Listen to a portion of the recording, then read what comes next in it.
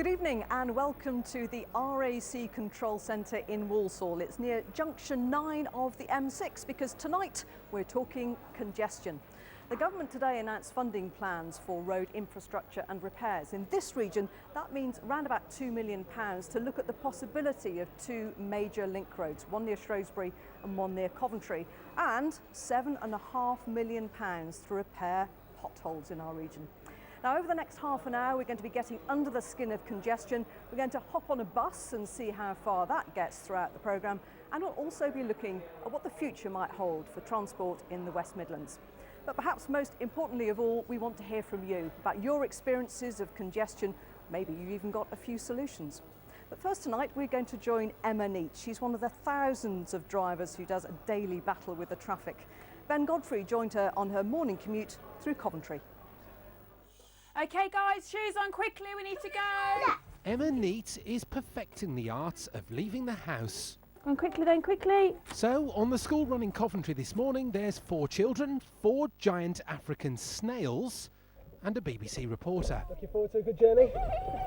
It may only be 4 miles, but including drop-offs, Emma's commute to a teaching job at Coventry Cathedral should take under an hour. What's your commute usually like then, Emma? Noisy. Before I had the children, I used to walk into town because it was much quicker than using a car to get into town. You'd sort of choose a car and see if you can beat that car into town, and quite often you would. Even the giant snails appear calm when we arrive at school number 1 on time. Quite a nice commute in, wasn't too bad. Holyhead Road's backing up, so my commute into work's probably going to be a lot busier. Next, daughter Delilah is off to class. So far, so good. I've got a build with traffic. A few cars have turned off down the side streets, which a lot of people will do. As soon as we hit the Holyhead Road, it's nose-to-tail traffic. So this is generally will be my journey now for the next 10-15 minutes. What do you think should be done in Coventry to help alleviate congestion? What should be done? Well, people talk about car sharing, which isn't always practical when you've got people like myself who have got the school run, a nursery run, and then getting into work. Sometimes the traffic light systems aren't very good. It's an hour on the clock by the time we arrive at Coventry Cathedral. If you need to leave half an hour early to avoid temporary traffic lights on a certain road, then that's what you have to do. It's just part of, I think it's just part of working. Emma may appear composed, but let's get scientific, because just before we set off, we strapped a heart rate monitor on her to see if her picture of calm through the congestion was a true one. Ben Godfrey, BBC Midlands Today, Coventry. And you can find out later in the programme just how stressful that journey really was for Emma when we reveal the results of her test.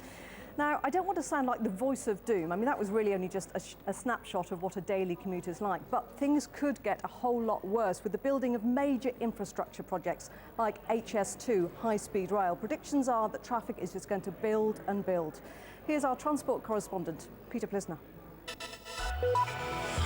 On the motorways, those HS2 bridge works on the M42 around junction 9 near Coleshill are still causing tailbacks. Could this be what traffic bulletins will sound like over the next few years? Improvement work at junction 10 of the M6 causing the usual hold-ups. The queues Our motorways and other strategic routes are already busy. If there are more roadworks because of HS2 and other projects, for those who rely on the road network, like this North Warwickshire haulage firm, things could get much more difficult. More fuel will be used, but also some of these lorries deliver parts to Jaguar Land Rover, and any delays could cost thousands of pounds. Time deliveries are a problem, aren't they? You know, if you set a specified delivery time, they're not going to be able to be met in the future if there's major infrastructure disruption. The proposed HS2 line crosses several major routes, including the M6 and M42. Highways England is also planning several major schemes. Add to that work on the rail network and construction of more metro lines, and it's not difficult to see why people are getting worried. If it gets so the region's new combined authority says HS2 will eventually bring more growth, but not before it's brought major disruption. We're going to have to be very, very careful how these projects are managed to try and ensure that people have the opportunity to get to work and to get their goods out to the places they need to go. So how will it all be managed? A question I put to the man in charge at Highways England. There are two sides to that. The first is there work that we should be moving around in order to avoid the HS2 construction? But the second is there work that it is sensible for us to do at the same time as HS2 construction? And how projects are designed will also be important. Here at HS2's Birmingham offices, they're promising to do their best to minimise disruption. There's a variety of things that we've already got in our detailed plans. That includes working overnight periods, making sure that when we do our works we do it at one lane or one junction at a time, and just keeping it to as short a period as we can. But it's not just those planning the infrastructure work that need to consider the impact on our roads. It's clear that there may need to be a certain amount of behavioural change by drivers, perhaps staggering journey times into work before or after the rush hour, maybe more car sharing, perhaps even using more public transport instead. I think it will have an impact. It may be a marginal impact to begin with, but I think as people realise the difficulties that they're going to be facing, people will look at alternatives. But people we spoke to had mixed views about the chances of success. I think that's quite idealistic, and I think in order to do that you need to lower the cost of train fares, bus fares. I think it is realistic, but it all depends on the firm they work for, you know, starting earlier or starting later. I think they're too used to travelling in the cars. But it worked in London during the Olympics. Evidence shows that people did change their travel habits. Trouble is, the Games only lasted 2 weeks. Here, drivers face up to a decade of disruption. Peter Plisner, BBC Midlands Today. Sounds a bit worrying, doesn't it? A whole decade of disruption. Well, here at the RAC Control Centre in Walsall, you can see exactly what we mean by congestion on this map behind me. That gives you a little bit of a snapshot about where all their patrol vehicles are. Now, to tell us a bit more about that is Matt Dalloway, who's Head of Commercial Operations here. Matt, is that picture fairly typical for this time on a Monday? Yeah, it is, yeah. I mean, we're heading into the busy season, winter, lots of cold freezing temperatures, and yes, this is peak time traffic around the Midlands. We've got some black spots already around the M42, so yeah, that's pretty typical. Yeah, we'll go on and talk about cold weather in a moment. It's going to be very cold tonight, Indeed. Isn't it? But you're right in the thick of things here, aren't you? Right on the edge of the M6. I mean, how congested does it get, and do you think it's getting worse? Yeah, it is. I mean, look, first and foremost, this is the heart of the Midlands here. About 130,000 vehicles go past this building every day, which I think is pretty conservative.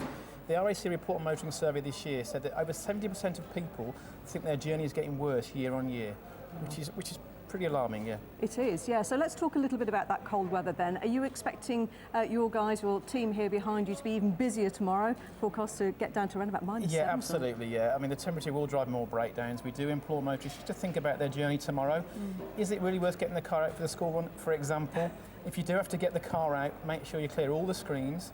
And little things like make sure that your wipers aren't stuck to your windscreen. So if you turn the engine on, you like to burn a fuse if they are stuck to the windscreen. So just plan your journey, take extra care, and make sure little things like your phone are charged, etc. Those seem to be sort of fairly common sense steps, really. Is there anything else that you at the RAC think might help to ease the congestion that we have on our roads out there? I think really if people plan their journeys better, I think we'd love to see the government really ramp up the road initiatives. There's lots of talk about plans out here. There's RS1, RS2 coming down the pipeline. Just really, explain what that is, briefly. It's the road strategy in this going on at the moment. Yeah. I've done some work with your team before about riding the motorways, which in part is a good idea. Yeah. We'd like to see more of that to help motorists. But safety is obviously paramount. Indeed. Matt, thanks ever so much, and thanks for making us so welcome here at the RAC Centre. We'll talk a little bit more about those ideas of maybe how we can ease congestion with Peter Plisner a little bit later in the programme. But of course, it's not just people who are battling the traffic out there on the motorways. There will be thousands of people trying to make their way home tonight on the bus. And Ben Sidwell is with some of the bus commuters tonight on the 126, I think it is, on their way to Dudley. So let's join Ben live now. Fingers crossed it all works. Ben, how's the journey going? Yeah, it is indeed the 126, which goes to Wolverhampton via Dudley, and actually it's pretty, well, the congestion's not too bad. This is a state-of-the-art bus, something National Express hope will tempt people back onto public transport. But they have to run 4 more buses than they did in 1987 just to stick to timetable. I'll be finding out more later on the journey.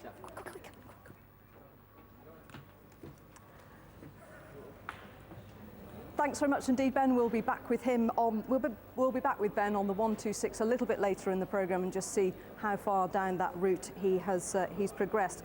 We also really want to get you involved in all of this as well, not just tonight. I mean, get in touch about what your daily commute is like. If you've got any brilliant ideas how we could ease the congestion problems out on the road, and especially possible solutions we're looking for. Now, we're going to be following up on your ideas throughout the week, and next Monday we'll be asking the 4 Midlands mayoral candidates how they would tackle transport problems in the region. Lots of ways you can get in touch. You can email your shout to at bbc.co.uk, or you can find us on Twitter and on Facebook.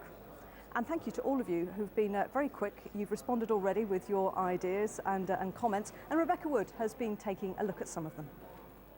Well, it seems traffic, or rather being stuck in it, is something that's definitely got you talking. From Worcester to Stoke, our congested routes are something of a headache. It's got a lot worse. I grew up in Stoke-on-Trent, and the traffic's horrendous. You look at the car and there's not 4 or 5 people in there, there's one or sometimes 2. So, you know, if you could do like a car share thing, or, yeah, you know, bit of more money invested in public transport might clear the roads up a little bit. I tend to feel that the M6 is one of the worst motorways in Britain. It always has some sort of an accident or incident which impacts on the city terribly. It's not just a Monday morning problem. This footage was taken on Mary Road's commute between Warwickshire to Birmingham last week. It's all fine on the rural roads, but once she hits the M6, the congestion starts to mount up. And this was filmed in the middle of the day. Tim Elsey already posted on Facebook. I travel between Droitwich and Wolverhampton every day. Some days I spend 3 hours in the car. Django Panic suggests, stop giving roadworks ridiculous amounts of time for completion. Stop commercial vehicles from being taken home. While Nigel Firkins says he goes through 22 traffic lights from King's Standing to town, and you wonder why traffic doesn't move. Please keep your thoughts coming in. That special email address again, yourshout2@bbc.co.uk. And we will return to the subject of congestion shortly after a look at today's main news stories. The coroner in charge of the new